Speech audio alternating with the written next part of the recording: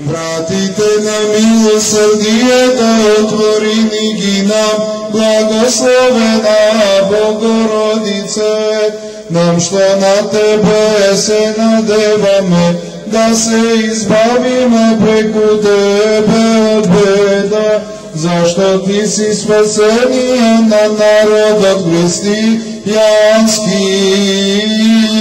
Da se pomolime na Gospoda, Gospodi pomiluj, zašto si svet Bože naš i osvetite počioš i tebe slavati u svome Otca i Sina i Svetio Duha i sekova živo večni vekovi.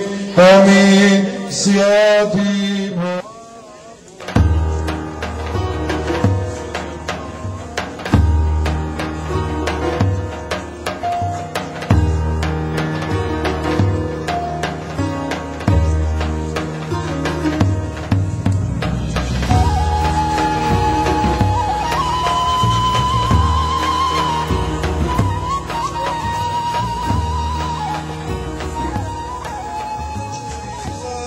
Bogaže i čeloveka, dvostokinja jemu, jegože veličaju šteljevu, ublažaje.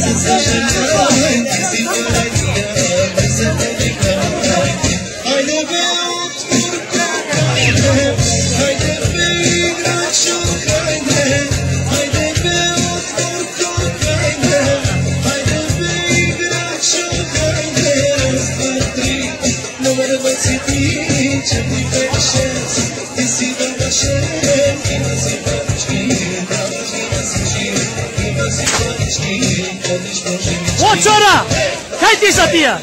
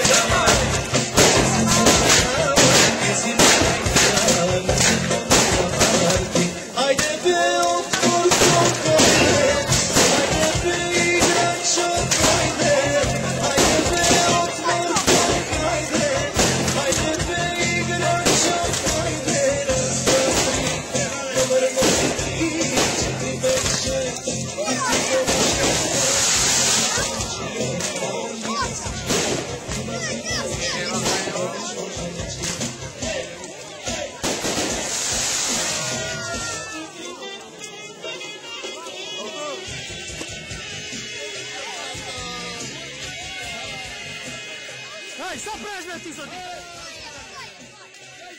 Sì, sì, amite.